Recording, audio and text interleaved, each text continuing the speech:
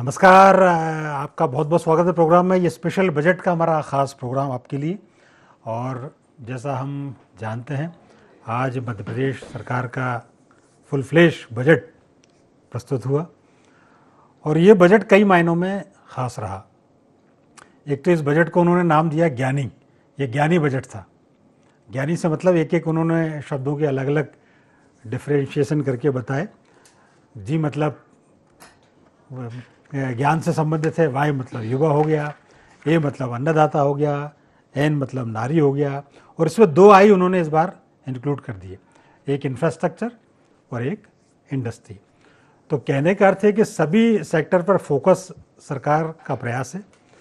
और सरकार का यह भी कहना है कि हमने इस बार ऐसा कोई सेक्टर नहीं छोड़ा जिसमें कुछ ना कुछ प्रावधान ना किया हो। ये जो बजट है, ये सुंदर मध्य प्रदेश है, स्वस्थ मध्य प्रदेश है, व्यवस्थित मध्य प्रदेश, उस पर केंद्रित ये बजट है। और चूंकि 2026 इस बार कृषक वर्ष, किसान वर्ष के रूप में सरकार मना रही है, तो किसानों के लिए बहुत सारे फ़ायदे, बहुत सारे इंतज़ाम सरकार ने इस बजट में किए हैं। और जैसा कि की फोकस महिलाएं होती हैं सरकार के किसी भी उसमें, तो बजट का भी की पॉइंट महिलाएं थी। लाडली बहना के लिए करीब 23,000 करोड़ से ज़्यादा का प्रावधान सरकार ने किया। और आगामी वर्षों में हम देखेंगे कि मध्य प्रदेश में एक बड़ा महाकुंभ सिंहस्थ होने जा रहा है। तो सिंहस्थ को लेकर भी एक बड़ा खासा 23,000 करोड़ के आसपास का प्रावधान किया है। अब बहुत सारी बातें हैं, बहुत सारे अलग अलग सेक्टर में क्या क्या प्रावधान किया गया है। तो चूँकि हम विशेषज्ञों से ही आज के बजट को समझेंगे, तो एक अच्छा खासा पैनल, विद्वान जनों का पैनल आज हमारे साथ स्टूडियो में मौजूद है। चर्चा शुरू करने से पहले सबसे पहले मैं उनका तारुफ आपसे करा दूं। मेरे साथ आज हैं राजधानी के जाने माने सीए अरुण रावत जी। रावत जी, प्रोग्राम में आपका बहुत बहुत स्वागत है। और कांग्रेस की तरफ से धुआंधार जो पक्ष हमेशा से रखते रहे, अमित शर्मा जी। अमित जी, प्रोग्राम में आपका भी बहुत बहुत स्वागत है। वरिष्ठ पत्रकार के रूप में हमारे स्टूडियो में प्रकाश सक्सेना जी हैं। प्रकाश जी, प्रोग्राम में आपका भी बहुत बहुत स्वागत है। और ऑनलाइन हमसे जुड़ेंगे बीजेपी के डॉक्टर प्रेम व्यास। प्रेम व्यास जी, प्रोग्राम में आपका भी बहुत बहुत स्वागत है। अब जो बड़ी निराली अदा है प्रेम व्यास जी की, बिल्कुल बाल ठाकरे की स्टाइल में नमस्कार करते हैं। शुरुआत प्रेम व्यास जी आपसे। ये बड़ा ज्ञानी बजट पेश किया है आज आपने, क्या है मतलब इसका बताइए तो सही जरा, क्या इसमें ज्ञान है? देखिए योगेश जी, हम तो ज्ञान को लेकर चल ही रहे हैं ना। 2014 के बाद से हम ज्ञान के उदय के लिए, संस्कृति के अभ्युदय के लिए और संस्कारों के साथ में जो है विकास किस तरह से प्रदर्शित हो, इसको लेकर चल रहे हैं। इसलिए ज्ञान की बात हुई थी। इसमें गरीब है, युवा है, अन्नदाता है, नारी शक्ति है, और उसमें आज इंडस्ट्रियल वाला पोर्शन भी जुड़ गया। जिस तरह से पिछले कुछ समय का जो कार्यकाल रहा, तो निश्चित रूप से एक आर्थिक सशक्तिकरण के लिए प्रेरित करता हुआ, समावेशी विकास को ध्यान में रखता हुआ और सामाजिक संतुलन को बनाता हुआ बजट है। मध्य प्रदेश के, विकसित मध्य प्रदेश के संकल्पों को अग्रसर करेगा। दूसरा, विकसित भारत के संकल्पों को ध्यान में रखते हुए प्रदेश उसमें क्या उपयोगिता निभा सकता है, प्रदेश उसमें कैसे सहभागिता प्रदर्शित कर सकता है, और किस तरह से हमारे के युवाओं को, अन्नदाताओं को, नारी शक्तियों को, और जिस तरह से विकास पथ पर हम अग्रसर कर सकते हैं, उसका कंप्लीट बजट है। तो मुझे लगता है मध्य प्रदेश को इसका दूरगामी लाभ मिलेगा। और वर्तमान परिस्थितियों में जिस तरह के अंतर्राष्ट्रीय परिवेश बने हैं कुछ समय पूर्व में, उसके बाद जिस तरह प्रदेशों को अपनी उपभोगिता निभानी थी, उसको ध्यान में रखते हुए बजट का निर्माण हुआ। तो मुझे लगता है समावेशी बजट है और विकसित प्रदेश के संकल्पों को पूर्ण करता हुआ बजट है। अच्छा डॉक्टर प्रेम व्यास जी, यदि मैं आपसे जानूं कि 3 की पॉइंट मुझे आप बताइए कि जो जनता के लिए बहुत इफेक्टिव हों और सीधे टारगेट करते हों। तो एमएसएमई सेक्टर्स में अगर ग्रोथ होती है तो युवा स्किल्स को उसका फायदा मिलता है, क्योंकि वो एक मध्यम वर्गीय युवा भी होता है जो बीएससी, एमएससी या बीएड या फिर बीफार्मा करके आता है। तो निश्चित रूप से एमएसएमई सेक्टर जब भी बूस्ट होता है तो इन सभी सेक्टर्स को उसका लाभ होता है। आप देखेंगे पिछली बार लगभग 1028 औद्योगिक इकाइयां स्थापित करी थी, और उस समय जो निवेश आया था वहां पर, उसके बाद रोजगार का सृजन हुआ था। दूसरी तरफ एक इंफ्रास्ट्रक्चर में, कैपेक्स में आप जब भी इन्वेस्ट करेंगे तो उसका मल्टीप्लाइंग इफेक्ट मिलेंगे।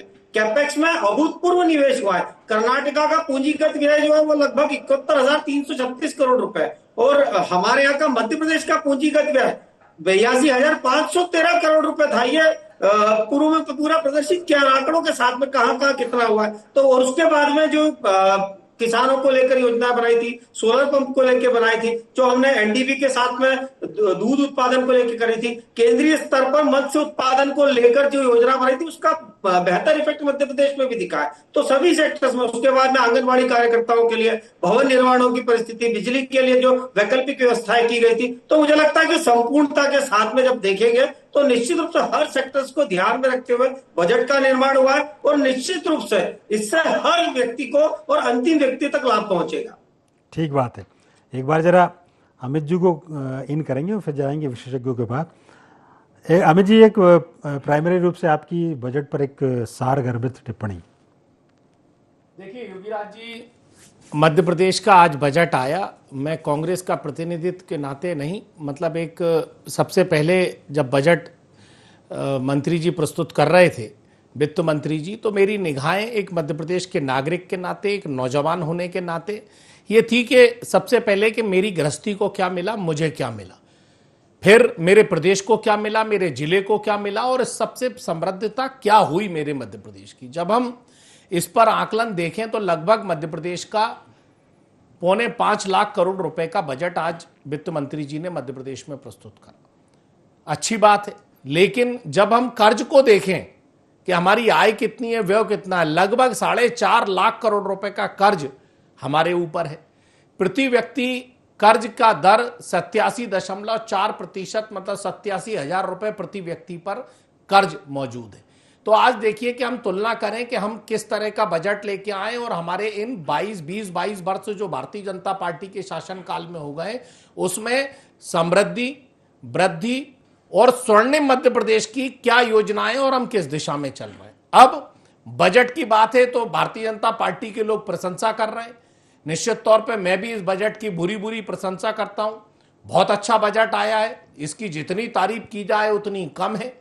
हर योजनाओं का लाभ है, हर मद में इसमें पैसा है, लेकिन ये मेरे मध्य प्रदेश वालों को 26 में नहीं मिलेगा, 27 में इस बजट का लाभ नहीं मिलेगा, 28 में नहीं है। ये बजट है 2047 का, 2047 में इसमें लाभ मिलने वाला है। अब मैं पूछना चाहता हूं, क्या मीडिया पैनलिस्ट के माध्यम से प्रेम व्यास जी क्या 2047 तक मीडिया पैनलिस्ट रहेंगे? क्या मुख्यमंत्री मोहन यादव रहेंगे? क्या वित्त मंत्री जी जगदीश देवड़ा ही बजट 2047 तक का करेंगे? तो अभी की बात बताइए मध्य प्रदेश को। अब आपने कहा कि हम आत्मनिर्भर भारत बना रहे हैं, तो इस बजट में प्रति व्यक्ति, जैसे मैंने कर्ज की बात करी, तो आत्मनिर्भर तो वो खुद ही हो गया।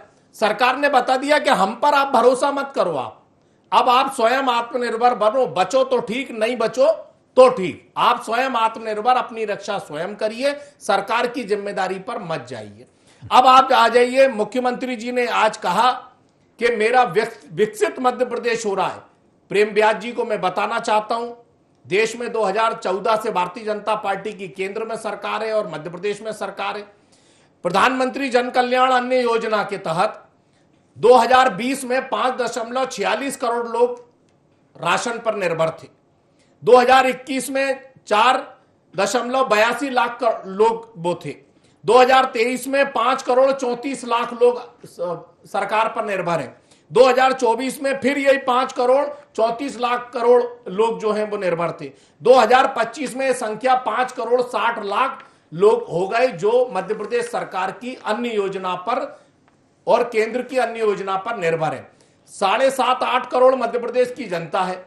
बच्चों को घटा दो तो जो बड़े और जो कुछ जॉब वालों को हटा दो तो मध्य प्रदेश की मूल जो इकाई है, मूल जो जड़ है, वो तो 5.5 करोड़ रुपए राज्य शासन पर निर्भर है, केंद्र शासन पर निर्भर है।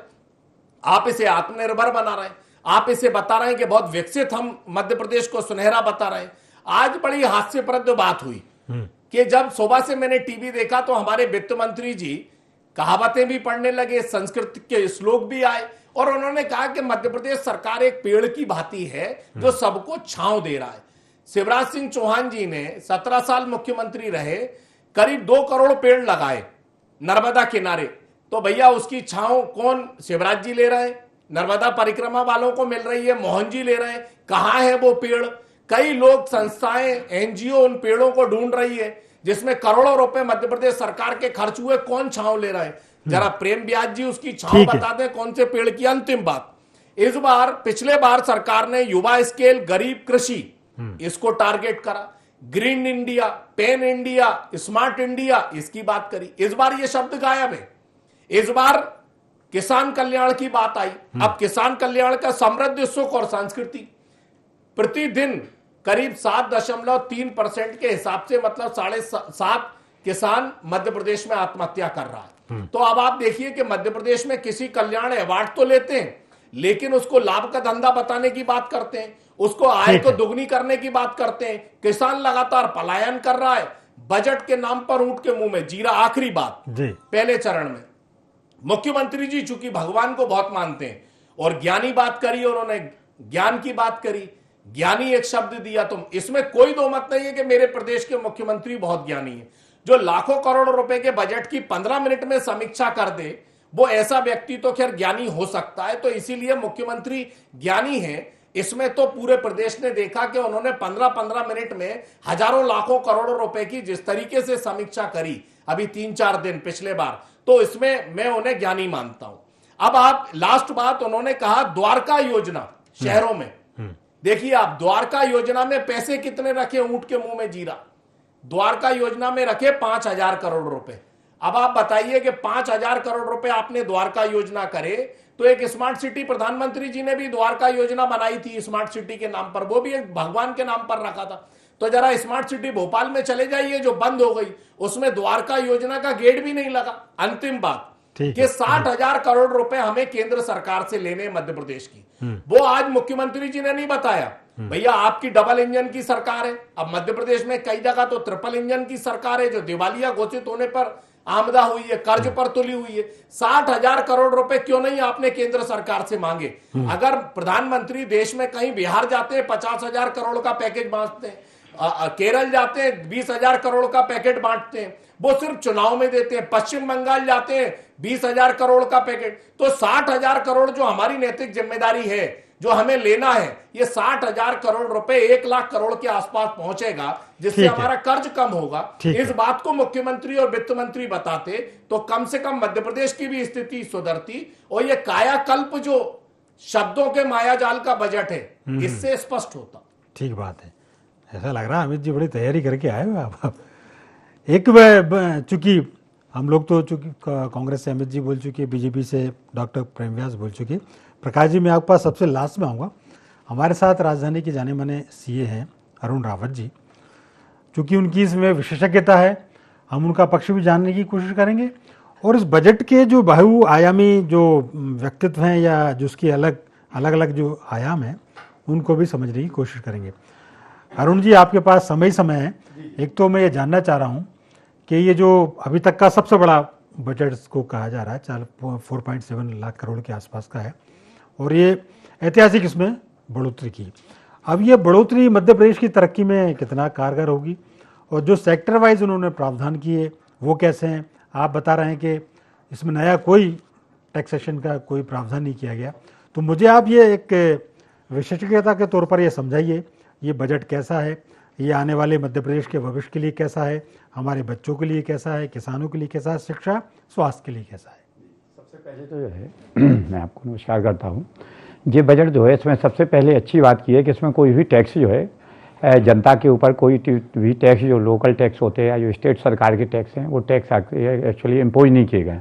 तो उससे काफ़ी सारी राहत जो है, जैसे इनकम टैक्स वगैरह जीएसटी तो वो सेंट्रल का मैटर होता है एक्चुअली, लेकिन और भी जो टैक्स होते हैं आपके प्रोफेशनल टैक्स होता है, और भी जो टैक्स होते हैं तो वो टैक्स एक्चुअली उसको यथावत रखा गया है, जैसा का तैसा रखा गया है उस टैक्स को।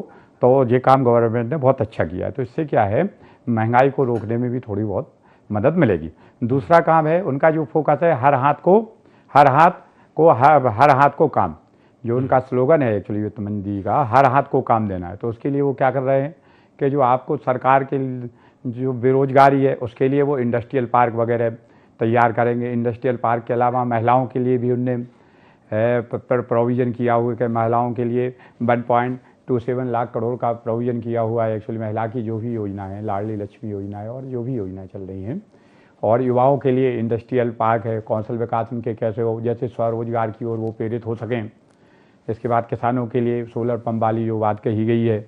तो कुल मिला के जो फाइनेंस की दृष्टि से ये बजट ठीक है। मेरे हिसाब से। जी। लेकिन ये जो तरह तरह के जो चार्जेस लगते हैं इसमें एक बहुत बड़ा प्रश्न आता है, और ये पिछले 4-5 दिनों से, बल्कि पिछले एक सप्ताह से गूंज रहा है कि बजट का कुल जितनी राशि नहीं उससे ज़्यादा खर्च लगातार बढ़ता चला जा रहा है। कई जैसे ऐसे टैक्स वगैरह है, जैसे आपका पेट्रोल डीजल पे हुआ तो बैट वगैरह तो लगता ही जो भी होता है, क्योंकि जीएसटी में एप्लीकेबल नहीं होता, तो बैट वगैरह जो एप्लीकेबल उसके बाद भी बहुत सारे चार्ज उस पर लग रहे हैं। इसलिए कारण जो है डीजल पेट्रोल की कीमतें एक्चुअली बढ़ी हुई। अगर गवर्नमेंट उसको कम कर दे, तो अगर उसको कम करते इस बजट में, तो कुछ ना कुछ राहत जो है प्रदेश के करदाताओं को, मतदाताओं को, सबको जरूर मिलती है उससे राहत। ठीक बात, तो मतलब आप ये मानते हैं कम राहत मिली? कम अगर उसमें कुछ कम कर ठीक देते है। उसका। एक पहली प्रतिक्रिया जरा प्रकाश जी आपकी, फिर अपन चर्चा को विस्तार देंगे बजट पर। ये बजट पे यह है कि केंद्र से हमें ज्ञान मिला और हम ज्ञानी हो गए। तो बजट की विशेषता अब ज्ञानी के रूप में बताई जा सकती है। मुख्य चीज़ ये है कि इसमें सरकार का कहीं साहस नहीं दिख रहा कि वो कुछ कर पाए। जैसे जो पूंजीगत व्यय का व्यास जी ने कहा था और आपने भी सवाल उठाया कि सरकार ऐसा कुछ नहीं कर पा रही है। टैक्सेस की जो बात हुई है, टैक्सेस वैसे ही इतने बोझ है कि क्या है, सरकार जनता का मनोविज्ञान पढ़ती है। तो जीएसटी में नॉमिनल कमी क्यों करी थी कि वो समझ रही थी कि लोगों की इनकम नहीं है और टैक्स का भार बहुत ज़्यादा है। तो इस बार स्टेट गवर्नमेंट भी, मुझे भी नहीं थी उम्मीद थी किसी तरह का कोई अतिरिक्त टैक्स लगाएगी। कारण क्या है कि महंगाई क्या है, महंगाई वस्तुओं की कीमत बढ़ना नहीं होती है, महंगाई आम आदमी की क्रय शक्ति होती है। जब आम आदमी की जेब में, जैसे अमित जी ने भी सवाल उठाया था, पहले बजट में ये इस तरह से आता था उसके पॉइंट बन के कि जनता को क्या मिला, कितनी राहत मिली, क्या सस्ता हुआ, क्या महंगा हुआ। तो वो अपने बजट में बनाता था कि आज हमारे आवक इतनी है, इसमें हमारे को इतनी राहत मिल गई है, इतनी बढ़ोतरी हो गई है। अभी तो मुख्य चीज़ है आवक, और ये सरकार भी समझ रही कि रोजगार प्राथमिकता है। तो अभी शायद 50,000 नौकरियों की उन्होंने बात की और 15,000 शिक्षकों की भर्ती की बात की, जो कि 20-22,000 पुलिस में भी उन्होंने भर्ती की बात की। पर ये जो प्रयास हैं बहुत कम हैं, क्योंकि यदि ये समस्या नहीं होती तो इवेंट के रूप में नौकरियां नहीं बांटी जाती। क्योंकि पहले हमने कभी ये व्यवस्था नहीं देखी कि इवेंट के द्वारा एक क्लिक पर नियुक्ति पत्र बांटे। विभाग अपने नियुक्ति पत्र भेजता, बाकायदा प्रक्रिया होती थी।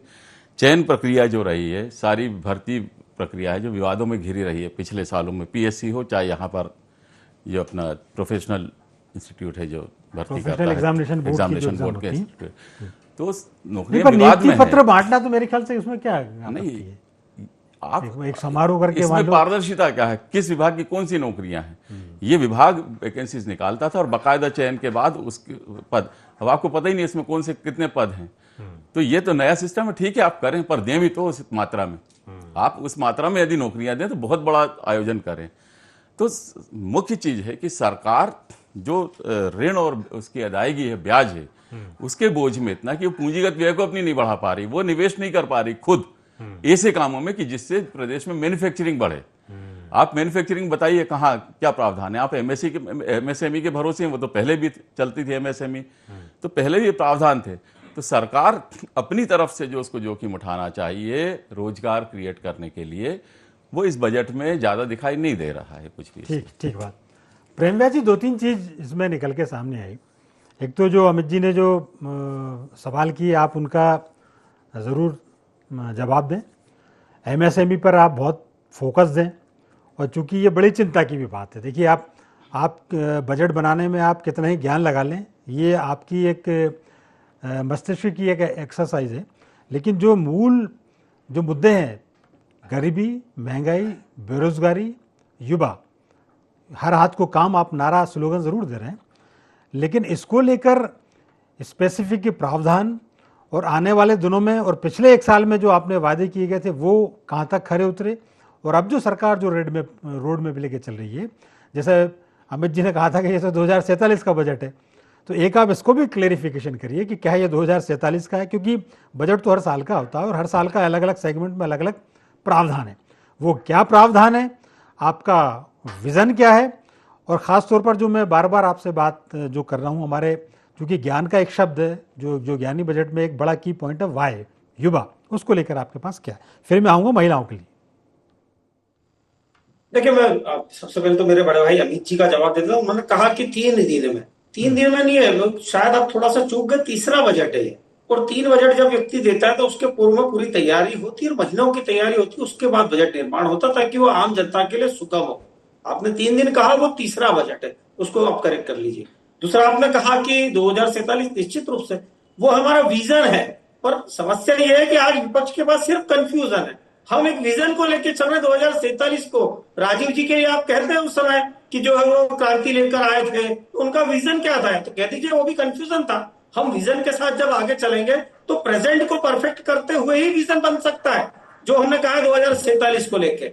तीसरी तरफ है कि जो रोजगारों को लेके, स्वरोजगारों को लेके बात की गई, और एक और गरीबी को लेके कि हम इतने लोगों को राशन दे रहे हैं। 25 करोड़ लोगों का डाटा है जो बहुआयामी गरीबी से मुक्त हुए हैं, और ये हमारी योजनाओं के कारण ही हुआ है। आज अगर उनको राशन दिया जा रहा है तो वो संबल है ताकि उस बहुआयामी गरीबी से जो लोग मुक्त हुए हैं वो निश्चित रूप से उस पुनः उस गरीबी के दलदल में ना जाए। और हमारे डाटे को आईएमएफ अप्रूव करता, जहां आदरणीय मनमोहन सिंह साहब भी काम करके आए थे, या तो आप कह दीजिए आईएमएफ गलत है, वर्ल्ड बैंक गलत है जो उस डाटा को अप्रूव करती। मध्य प्रदेश में लगभग 2.25 करोड़ लोग बहुआयामी गरीबी से मुक्त हुए हैं। तो ये वही सब योजनाएं है जिसका अंतिम व्यक्ति डीबीटी के माध्यम से आप जब हम लेकर आए थे 2014 के बाद, कांग्रेस के नेता तो पटल पर कह रहे थे कि क्या यह संभव है कि एक ठेले वाला व्यक्ति, रेडी व्यापारी जो है डिजिटल ट्रांजैक्शन करेगा, मोबाइल लेगा, उसके बाद में 55 करोड़ खातों का निर्माण, और उसके बाद में ग्रामीण में बसने वाले अंतिम व्यक्ति तक के विकास के लिए कार्य। दूसरी तरफ आपने कहा कि इससे क्या क्या मिला है, आप देखेंगे मैंने आपको बताया कि लगभग 46% का इंक्रीमेंट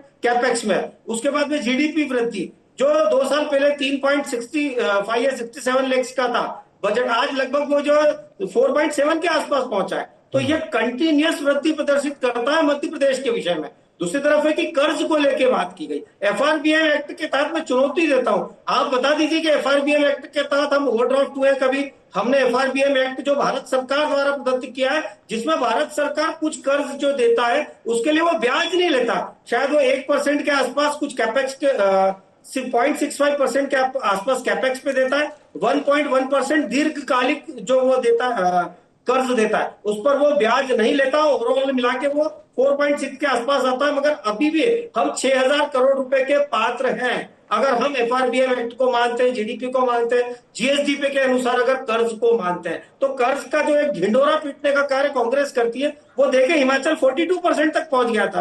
कर्नाटका में जो परिस्थिति आई थी वो वहां पर कई सारी तनख्वाहें देना बंद कर दी थी, कई सारे नए जो कर लाद दिए गए थे। तो मुझे लगता है आज मध्य प्रदेश बिना कोई नया टैक्स करे, जिस तरह से आज विकास के पथ पर प्रतिष्ठित, और कैपेक्स की बात अगर जब भी कही जाती है तो इंफ्रास्ट्रक्चर में जब भी आप करते हैं तो उसका मल्टीप्लाइंग इफेक्ट आता है। एमएसएमई के पहले भी कई सारे लघु और सूक्ष्म उद्योग थे जिनको बढ़ाया गया। आप अभी देखेंगे एनडीबी के साथ में अपने दूध को लेकर जो उसमें भी महिलाओं की भागीदारी सुनिश्चित करी, 1 लाख ड्रोन दीदीज का निर्माण करा, और उसके बाद में आज लगभग 6% की ग्रोथ हुई है, और हम चाह रहे हैं कि वो 50 लाख लीटर तक पहुंचे। तो विभिन्न ऐसे क्षेत्र है जहां छोटे छोटे क्षेत्रों को हमने बढ़ाने का काम करा है। एमएसएमई जरूर एक अच्छा सेक्टर है, क्योंकि जब भी एमएसएमई में डेवलपमेंट होता है तो युवा स्किल्स के साथ में, अभी मैंने कहा आपको कि केंद्र के द्वारा ये प्रदत्त किया गया है कि युवा स्किल्स के लिए एक इंटरनेशनल कंपनी होगी जो उनको प्रशिक्षण देने का कार्य भी करेगी, और हम इसलिए एमएसएमई कंटिन्यूस बढ़ा रहे हैं ताकि उसके कारण जो हमारे युवा है, जो ग्रेजुएटेड युवा है, आप शिक्षा की परिस्थिति देख लीजिए, 2003 में ग्रोथ की परिस्थिति देख लीजिए, हम एक बहुत बड़ा आकलन हमने करा है। आज इस परिस्थिति में कि हम यहाँ पर जीएसबी करते हैं, 30 लाख करोड़ का इन्वेस्टमेंट की बात होती है, जिसमें से लगभग 11 लाख करोड़ रुपए का इन्वेस्टमेंट धरातल पर आ जाता है। आप देखिए उज्जैन में विक्रमपुरी औद्योगिक क्षेत्र में, उसके बाद में पीथमपुर सेक्टर्स में वाहन टेस्टिंग के लिए आज जगह कम पड़ रही है, नए सेक्टर तलाशे जा रहे हैं। और एक और अंतिम बात इन्होंने कहा, आज वन क्षेत्र कितना है मध्य प्रदेश में? आप बताइए, पूरा भारत का सबसे बड़ा वन क्षेत्र टाइगर स्टेट का हमको दर्जा मिला है, तो उन क्षेत्रों में भी कार्य हुआ 2018 में। वन क्षेत्र तो मध्य प्रदेश का शुरू से ही समृद्ध रहा भाई। इस वन क्षेत्र में भाजपा का क्या योगदान है? ये तो प्राकृतिक रूप से मध्य प्रदेश संपन्न है और प्रचुर मात्रा में वन संपदा है यहाँ। योगेश जी, उसको संरक्षित करना समय समय पर, इसीलिए मैंने बोला वन क्षेत्रों की घोषणाएं करना, और उसके बाद में वहां पर जो कार्य करना है वो हमने लगातार करें, इसीलिए तो संरक्षित है। निश्चित निश्चित, डेफिनेटली। देखिए, इसमें कोई दो राय नहीं, इस बजट में कई बहुत बढ़िया प्रावधान किए गए हैं, खासतौर पर फॉरेस्ट के लिए तो ज़बरदस्त इसमें काम किए हुए। करीब 1 दर्जन से ज़्यादा योजनाएं तो फॉरेस्ट को लेकर ही है कि कैसे वन संपदा बढ़ाई जाए और वनों का ब्यूटिफिकेशन कैसे किया जाए, और अब तो वन को टूरिज्म से जोड़ा जा रहा है। तो इसमें कोई दो राय नहीं, इसमें बहुत सारे सरकार के प्रावधान हैं। एक बात जरा मैं अमित जी आपके पास, उन्होंने तो बताया प्रेम व्यास जी ने कि अभी तो हम कर्ज और ले सकते हैं, और उन्होंने बाकायदा पूरा कितना आपका हिमाचल का भी उदाहरण दे दिया कि वहाँ की क्या स्थिति और यहाँ की क्या स्थिति। तो इस बात से आप चिंतित मत होइए कि कर्ज लगातार बढ़ता चला जा रहा है। क्योंकि एक बड़ा इंटरेस्टिंग इश्यू पे हम जाने वाले हैं। मैंने सवाल किया था अमित जी आपसे, चूँकि प्रेम व्यास जी ने यह बताया था कि अभी हमारी कर्ज की लिमिट ख़त्म नहीं हुई, हम इससे ज़्यादा भी कर्ज ले सकते हैं। उन्होंने ये भी बताया कि आपके कांग्रेस शासित राज्यों की क्या स्थिति है और भाजपा की क्या स्थिति। तो आप इस बात की चिंता मत करिए कि कर्ज बढ़ रहा है, बजट से ज़्यादा हो रहा है, तो वो तो उनके पास अभी और प्रावधान है उसके लिए, वो और बढ़ा सकते हैं। देखिए योगीराज जी, अच्छा हुआ मेरे विद्वान मित्र जो हैं वो कर्नाटक और हिमाचल गए। अच्छा हुआ उन्होंने दिग्विजय सिंह जी को याद नहीं करा, नेहरू जी को याद नहीं करा, क्योंकि केंद्र का बजट आता है तो नेहरू जी याद आते हैं। और नेहरू जी कब थे और आज क्या, आज हमारा देश कितने विकसित पायदान पर है, किन कारणों से था, दिग्विजय सिंह जी के समय बजट की क्या स्थिति थी और आज मध्य प्रदेश के मोहन सरकार कितना बजट है। तो ये तो आम गूंगा और अंधा भी इस बात का तुलना कर सकता। अब मैं आऊं आंकड़ों से हटकर धरातल पर। अब आप देखिए कि मोहन यादव जी ने, प्रेम व्यास जी ने बड़ी अच्छे से कुछ अच्छे शब्दों से एक आंकड़ा जैसे वित्त मंत्री जी ने बताया, ऐसी मीडिया के माध्यम से आपने बताया। विद्वान है मेरे मित्र। लेकिन मैं ये पूछना चाहता हूं कि 25 लाख करोड़ के एमओयू साइन 2 वर्षों में मोहन यादव जी ने कर दिए। 1 लाख करोड़ के एमओयू साइन शिवराज जी कर गए थे। तो मतलब लगभग 1.25 लाख करोड़ के एमओयू साइन हो गए। तो 32 लाख करोड़ के नहीं 25 लाख करोड़, 25 लाख करोड़ के मोहन यादव जी ने करे हैं और 1 लाख करोड़ के एमओयू साइन कर गए थे शिवराज सिंह चौहान जी।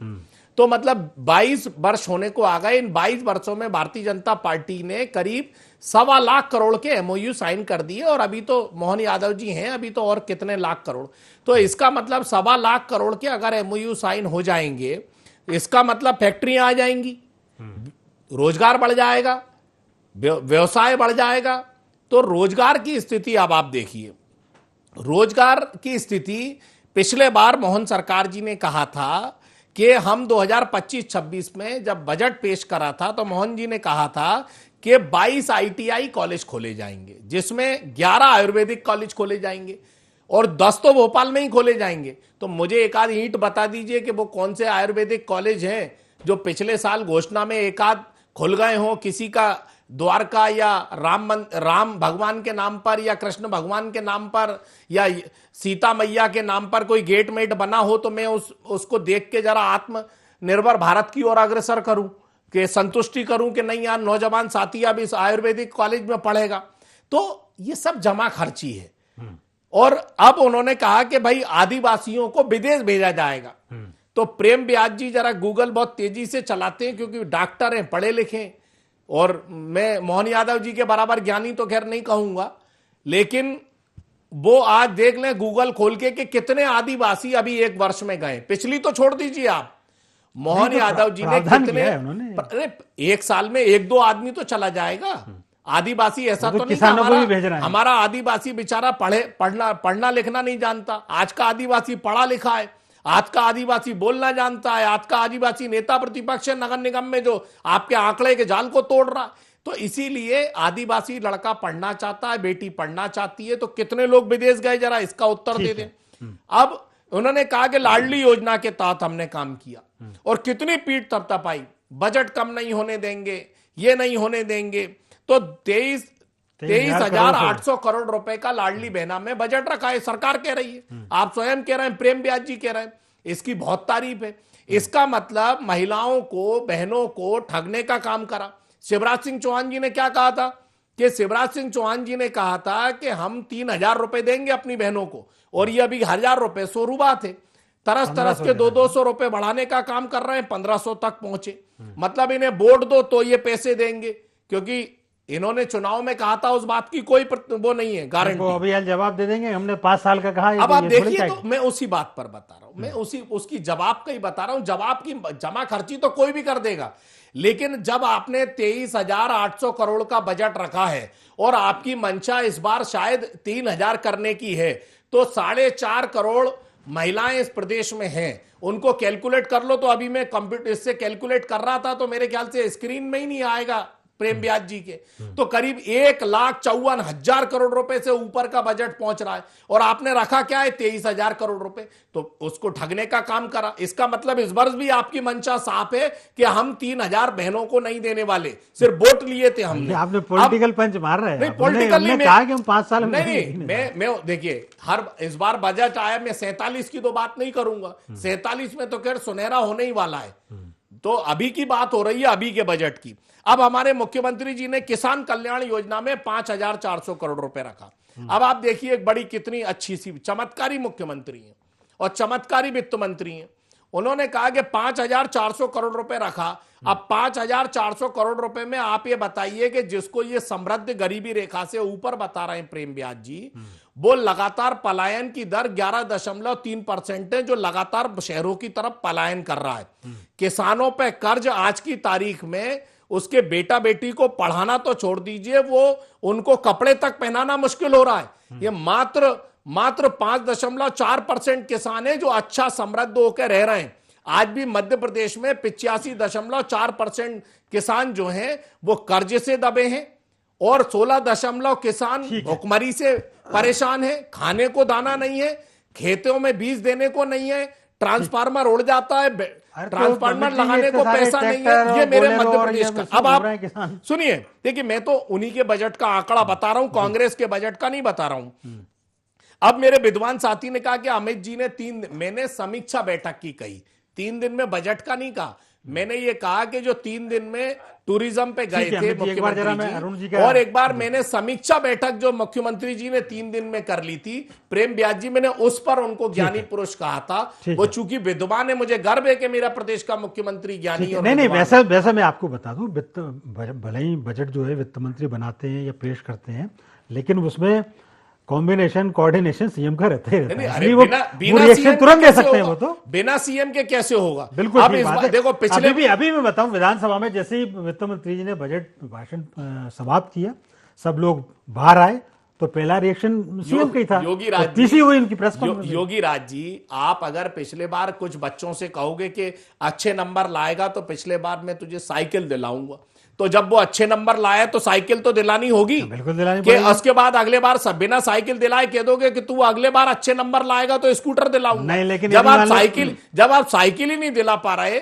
उस बच्चे का मन ही टूट जाएगा, तो इसका मतलब आपकी भावना समझ में आ जाएगी कि पापा बेवकूफ बना रहा है। दोनों बातें। तो मेरा ये कहना है कि उद्योग के नाम पर जब आपने उद्योग वर्ष रखा था पिछले बार मुख्यमंत्री जी ने, क्योंकि बेचारे वो टेक्निकल बहुत है, तो उद्योग के लिए रखा था, तो टाटा भाग गई, आपके एमओयू साइन हुए थे, गोदरेज भाग गई, वन विंडो की जीरो टॉलरेंस की बात करी आपने, वो आपको कह के गए कि मध्य प्रदेश के कलेक्टर और मुख्यमंत्री से बात करना बहुत आसान है, लेकिन आरआई और पटवारी से बात करना उतना मुश्किल है। ये बड़े बड़े उद्योगपति कह के गए मध्य प्रदेश के बारे में। ठीक बात। हालांकि ऐसा इतना निराशाजनक माहौल भी नहीं है, स्थितियां बहुत बदली हैं। निराश नहीं है योगी राज जी, मैं बिल्कुल निराश नहीं हूं, मैं खुश हूं इस बजट से, क्योंकि 2047 की बात हो रही है। अभी की बात होती तो मैं निराश होता। बहुत सारी नई चीजें आई हैं, जैसे अभी प्रेम व्यास जी कई चीज गिना देंगे, सिंचाई के सेक्टर में गिना देंगे, इंडस्ट्री को लेकर बड़ा एक टेक्सटाइल पार्क आ गया है धार के बदनावर में, रायसेन में रेल की एक बड़ी कुछ फैक्ट्री बन रही है। तो वो एक, अब चूंकि आप बहुत सारा एक मिनट जरा प्रेम व्यास जी मैं इसको जोड़ देता हूं, अगले दौर में जोड़ नहीं, प्रेम व्यास जी जवाब दे देंगे। पीथमपुर में 3,353 फैक्ट्रियां थी, मात्र 146 बची हैं। चलिए प्रेम व्यास जी, यह है विकसित उद्योग। और मंडीदीप जो भोपाल राजधानी से लगा हुआ है, यहां 400-500 बड़ी फैक्ट्रियां थी, मात्र 3-4 बची हैं। प्रेम व्यास जी घूम ही आए। प्रेम व्यास जी, जरा एक तो ये अमित शर्मा जी की जो शंका है उसका भी आप समाधान कीजिए, और जो युवाओं को लेकर जो बात हो रही है, जो एग्रीकल्चर को लेकर जो बात हो रही है, और इंडस्ट्रीज को, क्योंकि 2 डबल आई इस बार आपने ज्ञान में जोड़ी, उस पर भी आप। देखिए, सबसे पहले तो वो कॉलेज की स्थिति जो इन्होंने कहा था, एम्स पूरे देश में 2001 तक एक ही एम्स था, उसके बाद में अटल जी के समय लगभग 6 एम्स की नींव रखी गई, उसके बाद में पूरे देश में संभव हुआ कि एम्स की संख्या बढ़ी, आईआईटीज की संख्या बढ़ी, ट्रिपल आईआईटीज की संख्या बढ़ी। तो ये हमारी केंद्र में सरकार स्थापित होने के बाद कंटिन्यूएशन में बढ़ी। मध्य प्रदेश में आप जब छोड़ के गए थे अमित जी, 5 मेडिकल कॉलेज थे, आज आपने मेडिकल कॉलेज और कॉलेजेस के संदर्भ में बात करी, 5 मेडिकल कॉलेज 370 यूनिवर्सिटियां हुआ करती थी, आज 670 से ज्यादा यूनिवर्सिटियां हैं। 5 मेडिकल कॉलेज की जगह लगभग 19 से ज्यादा मेडिकल कॉलेज है। उसके बाद में 16 मेडिकल कॉलेज प्राइवेट है, 15 मेडिकल कॉलेज जो पीपीपी मोड पर है, और उसके अलावा 3 मेडिकल कॉलेज जो केंद्र के द्वारा मदद और अनुदान दिया जा रहा है, जिसमें IIT ISR के तर्ज पर उनको चलाया जा रहा है। और अभी उज्जैन में एक एम्स का और निर्माण तय हुआ है और वो भी अतिशीघ्र बन जाएगा। औद्योगिक नीति की बात करें, आप बताइए, जीरो था, माइनस में थी। अगर औद्योगिक नीति, औद्योगिक ग्रोथ 22-23% में जाती तो इसका मतलब क्या है कि कंपनीज छोड़ के गई या नई कंपनीज आई है। जो रजिस्ट्रेशन में बढ़ा हुआ है वो लगभग 13.5-6% ये वृद्धि हुई है रजिस्ट्रेशंस में। और मैं तो आपको बिल्कुल चिन्हित करके बोल रहा हूँ, एरियो के साथ बोल रहा हूँ। आज वाहन टेस्टिंग को लेकर कई सारी कंपनियां हैं जो वैश्विक स्तर पर कार्य करती है। वो टायर निर्माण से छोटे छोटे, जब सेमीकंडक्टर्स की बात हुई थी तब इन सेक्टर्स को भी ध्यान में रख के कार्य किए गए थे। और उज्जैन में मैंने कहा विक्रम औद्योगिक, अभी लगभग 167 कंपनियां ऐसी है जो जिनको जमीन आवंटित कर दी गई है। मैंने कहा 11 लाख करोड़ रुपए के आसपास के जो निवेश प्रस्ताव आए थे उन लोग 30 लाख करोड़ के आसपास, उसमें से 11 लाख करोड़ के आसपास के निवेश प्रस्तावकों को भूमि आवंटित की जा रही कंटिन्यू। सिंगल विंडो सिस्टम से हम काम कर रहे हैं। और एक समय ऐसा था ना कि जब नेट्रोस्पेक्टिव टैक्स लगाकर टेलीकॉम इंडस्ट्री को बर्बाद कर दिया गया था। आप बताइए उस समय क्या परिस्थिति थी। 15 सेक्टर्स में PLI स्कीम लेके आए और उसके बाद ये संभव हुआ कि मोबाइल मैन्युफैक्चरिंग, ऑटोमोबाइल, PPP और कई सारे ऐसे, आज ग्रीन एनर्जी, आज हम प्रथम 5 पोजीशन पर हैं। आज हमारी ग्रोथ रेट इसी कारण है। और दूसरा, मध्य प्रदेश के सापेक्ष में अगर बात करूंगा तो बताइए सिंचाई रकबा कितना हुआ करता था। आज हमने सिंचाई रकबा बढ़ाया, 24 में से 10 घंटे निर्धारित कराए कि अलग फेडर से किसान को बिजली मिले। सब्सिडी को लेकर झूठ बोला गया था, आज डायरेक्ट किसानों को सब्सिडी भी मिल रही है। MSP को लेकर स्वामीनाथन आयोग की रिपोर्ट थी, लगभग जो है 2006 से 2014 तक, उस रिपोर्ट को खोलने तक की बात नहीं कही। 2008 तक 3 रिपोर्ट सही थी। 2018 में स्वामीनाथन आयोग ट्वीट आया था कि मेरी मैक्सिमम बातों को आदरणीय प्रधानमंत्री जी ने मान लिया गया। और मैं जब कर्नाटका की बात करता हूं तो इसीलिए करता हूं कि वर्तमान में आप वहां पर शासन में है। यहाँ हरियाणा में चुनाव हुए थे जब यहाँ जलेबियां बन रही थी, इसलिए मैं वहां की बात कर रहा हूं कि वहां के लिए आप अगर यहाँ पर आश्वस्त होकर कार्य करते, मुझे बताइए ना वहां पर किस तरह का, अभी जो है 3670 स्कूल बंद हो गए। उसके बाद में आपने एक धर्म विशेष के लिए वहां पर 8000 करोड़ रुपए आवंटित कर दिए। हिमाचल प्रदेश में आपने जो है नेशनल हेराल्ड को पैसा दे दिया, एड दे दिए। आपकी परिस्थिति क्या थी वहां पर जो आप थे तेलंगाना में, वहां पर भी आपने नेशनल हेराल्ड को जो है एडवर्टाइजमेंट देने के कार्य करे। भाई अपनी स्थिति सुदृढ़ ना होते प्रेमराज जी, एक जरा मुख्यमंत्री जी की एक बाइट है जरा बजट को लेकर। मेरा पैनल से निवेदन है, मुख्यमंत्री जी की बाइट हो तो आप एक बार सुनवा दीजिए। इंफ्रास्ट्रक्चर जिसके लिए पर्याप्त रूप से हमारी सरकार ने प्रबंधन किए, देश के अंदर पहला ये बजट है जो एक तरह से रोलिंग बजट है। रोलिंग बजट के आधार पर हम अपने इस राज्य के अंदर आने वाले 2 वर्ष का भी एक खाका खींच करके इस साल के बजट से अगले साल तक के बजट को जोड़ करके जो हमने विकास का पैमाना बनाया है, अमृतकाल 2047 तक और क्रमशः चरणबद्ध हर 5-5 साल में अपनी राज्य की ग्रोथ लगातार बढ़ती जाए। इसी सिलसिले में बजट 2026-27 का आज का बजट जो विनियोग 4,38,317 करोड़ का है, जिसमें 2026-27 में राज्य का सकल घरेलू उत्पाद 18,48,274 करोड़ का अनुमानित है। 2025-26 में पुनरीक्षित अनुमान जो इसकी वृद्धि है ये 10.69% की वृद्धि है। इसमें प्रति व्यक्ति आय 2024-25 की तुलना में 25-26 में 9% की ग्रोथ हुई है। 2026-27 में पूंजीगत व्यय राज्य के सकल घरेलू उत्पाद का 4.80% अनुमानित है। सकल राज्य घरेलू उत्पाद से राजकोषीय घाटा 3.87%। सामान्यतः ऋण सीमा ये 3% की होती है और हमारे पास इस सीमा के अंतर्गत अतिरिक्त ऋण सीमा 0.87% की है। ऐसे में हम इस दायरे के अंदर राज्य के अंदर पूरे देश के अंदर भारत सरकार की गाइडलाइन के अंदर ही अपने बजट को रख करके आगे बढ़ रहे हैं। ये वर्ष 2026 हमने किसान कल्याण वर्ष के नाते से घोषित किया है। इस नाते से उत्पादन और उत्पादकता के लिए 28,158 करोड़ रुपया, आदान व्यवस्था हेतु 64,995 करोड़ रुपया, उपज के बेहतर मूल्य दिलाने के लिए 8,091 करोड़ रुपया, सुरक्षा चक्र विभिन्न प्रकार के फसल के बीमों के लिए 13,769 करोड़, कुल जमा इस किसान कल्याण वर्ष में कृषि वर्ष के लिए अन्य वित्तीय संसाधन सहित 1,15,013 करोड़ रुपए की धनराशि का प्रबंधन किया। तो देखिए, अभी हम सुन रहे थे मुख्यमंत्री जी को लेकर, मुख्यमंत्री जी को, और उन्होंने बताया कि किस मद में कितना उन्होंने प्रावधान किया है। और एक बात जो बार बार अभी मुख्यमंत्री जी भी जिस पर फोकस कर रहे थे, मैं जरा हमारे विशेषज्ञों से भी समझना चाहूँगा, ये रोलिंग बजट को लेकर बड़ा फोकस है सरकार का। अरुण रावत जी, मैं आपके पास आ रहा हूँ, और इस रोलिंग बजट को लेकर ये बताया जा रहा है मतलब देश का पहला ये रोलिंग बजट, तो ये है क्या ये रोलिंग बजट? रोलिंग बजट क्या होता है कि एक सिस्टम है। इस सिस्टम में क्या होता है कि एक बार जो बजट बनाते हैं उसको एक बार नहीं छोड़ दिया, उसको क्वार्टरली और आपका हाफ ईयरली और एनुअली उसको बराबर अपडेट करते हैं। कोई स्कीम में, कोई इवेंट में पैसा कम करना है, किसी में बजट ज़्यादा एलोकेट करना है, वो सब उसकी बार बार समीक्षा होती है।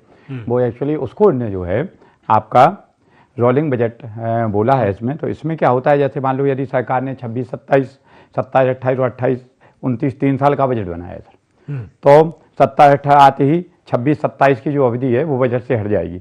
बाकी 27, 28 वाली जो अवधि है और 29, 30 वाली जो अवधि है, मतलब 3 साल का बजट एक साथ चलेगा इसमें। तो वो समय समय पर उसकी जो है समीक्षा करते रहते हैं। और टाइम टू टाइम, पहली बार ऐसा हुआ है कि कोई भी बजट आने के बाद उसकी टाइम टू टाइम समीक्षा होगी। उसमें जो भी चीज़ अच्छी होगी वो उसको ऐड करेंगे, और जो भी चीज़ उसमें अगर लगता है कि वो नहीं है, रीजनेबल नहीं है, तो उस चीज़ को उसमें हटा देंगे। ऐसा प्रावधान, मतलब एक तरह से फ्लेक्सिबल हो गया, फ्लेक्सिबल जी। आपको जब ज़रूरत हो तो आप उसमें ऐड भी कर सकते हैं। सकते हैं। प्रकाश जी, आपके पास बहुत देर से आया और आप बजट पर बहुत कुछ बोलना चाह रहे हैं।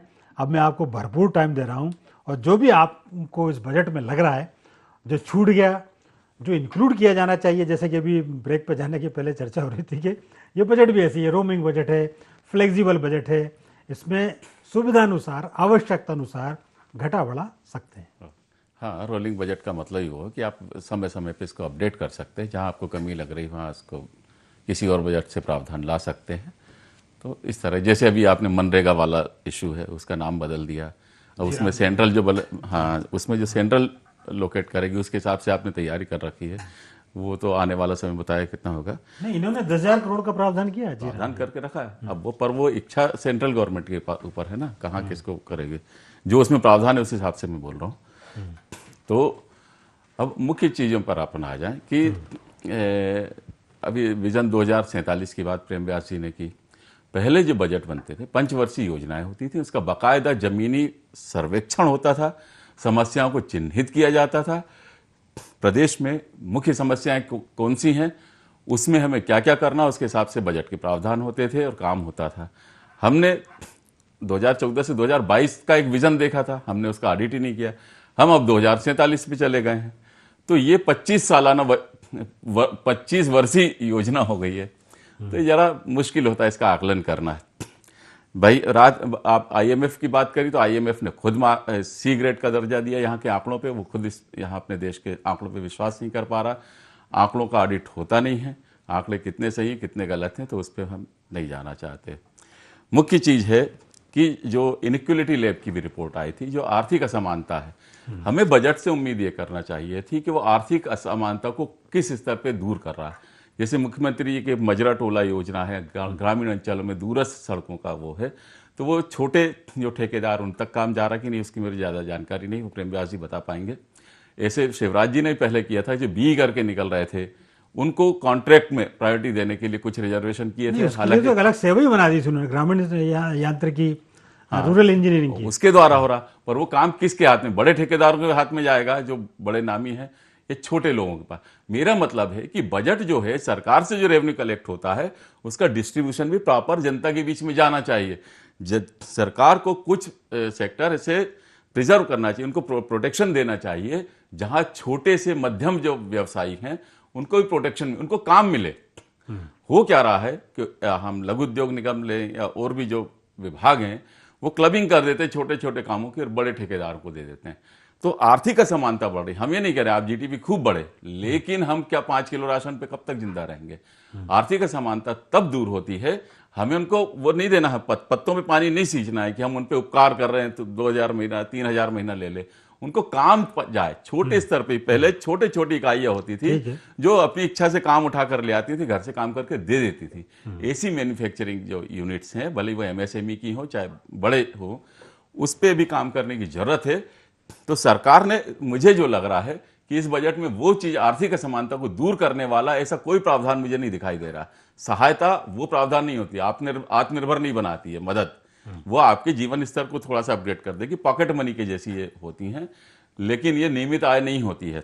आज हमें प्रति व्यक्ति आय, जो यदि हम पुराने आंकड़ों को देखें उस हिसाब से कम 1 लाख रुपए के आसपास प्रति परिवार की आय होना चाहिए, लेकिन हम आउटसोर्स पे ज्यादा निर्भर हैं। सिविल सेवा आचरण नियम का भी हमारे वित्त मंत्री जी ने उल्लेख किया था, कई विभाग तो उसको मानते ही नहीं है।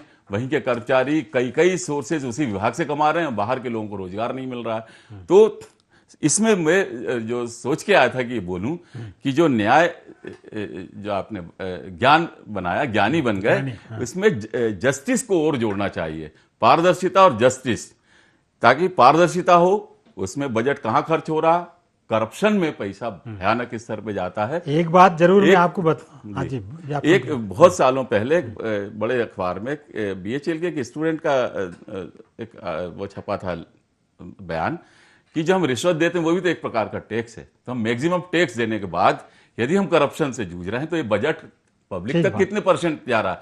तो सरकार उसकी दिशा में काम नहीं करेगी तो बजट के सारे प्रावधान बेकार हैं। यदि पारदर्शिता और न्याय नहीं होगा तो ये गुड गवर्नेंस का एक मैटर है।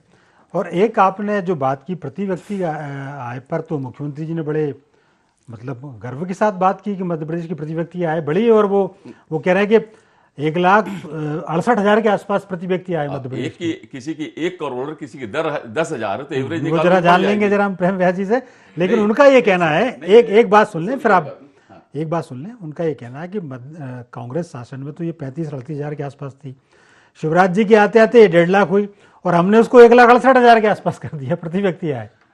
इसमें कई फैक्टर होते हैं जो हमारे चार्टर्ड अकाउंटेंट साहब बता देंगे कि जो रुपए का अवमूल्यन हुआ है डॉलर के कंपैरिजन में या विदेशी मुद्राओं के कंपैरिजन में, तो जो हम यदि सन 2000 में 10,000 रुपए महीने में जो घर का खर्चा चल जाता था, आज हमें लाख रुपए चाहिए। आप उससे कंपेयर करें प्रति व्यक्ति कितना चाहिए। दूसरी चीज क्या है कि मुख्यमंत्री जी ने यह भी कहा कि हम बाकी सब खत्म कर देंगे, जो रेगुलर और वो संविदा स्तर के, जब सिविल सेवा आचरण नियम की बात करी थी, बिल्कुल, तो वो तो बाकी जो सेक्टर है रोजी का वो खत्म किए जा रहे हैं। ठीक बात। अब चूंकि वक्त बहुत कम बचा है और एक अंतिम राउंड ओपन लेंगे, लेकिन 2 मिनट का वक्त है।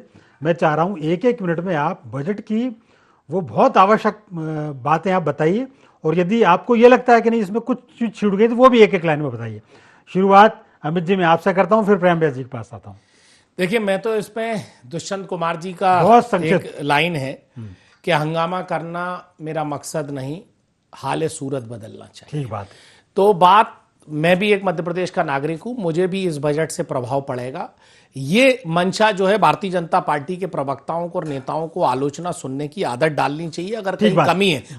आखिरी बात दूसरी बात, इस वो प्रदेश में जो पानी पीने से जहां 35 लोग मर जाएं और दवाई पीने से जहां बच्चे मर जाएं, इस बात को लेकर तो आज आपने बहुत हंगामा किया था सदन में। प्रेम व्यास जी, एक जल्दी से आपकी प्रतिक्रिया। मध्य प्रदेश होना चाहिए, इस बात पर देखना चाहिए। और आखिरी बात, 1 मिनट, आखिरी बात, मेरे साथी जो कह रहे थे, मैं बता दूं कि स्वास्थ्य विभाग में एक समृद्ध मध्य प्रदेश जो बन रहा है, 16,500 पद खाली हैं, स्कूल शिक्षा में 8,353 पद खाली हैं, उच्च शिक्षा में 2,500 से ऊपर विश्वविद्यालय में पद खाली हैं। इस बात को आपको देखना चाहिए, क्या छूट गया और क्या। देखिए, मैं सबसे पहले तो आदरणीय विश्लेषक महोदय ने कहा था ग्लोबली इनइक्वालिटी इंडेक्स को आप मानते हैं कि नहीं? बस एक छोटा सा होता है, उसमें भारत की क्या पोजीशन है, पहले कहां थे, आज 25वीं पोजीशन। मतलब हम जो देश 25% के साथ हम कम हुए, हमारे यहाँ सबसे कम इनइक्वालिटी है, चाहे वो कंजप्शन को लेके हो चाहे अलग चीजों को लेके हो। तो वास्तविकता में कार्य हुआ है, और इसी कारण से हम कहते हैं कि इतने लोग गरीबी से।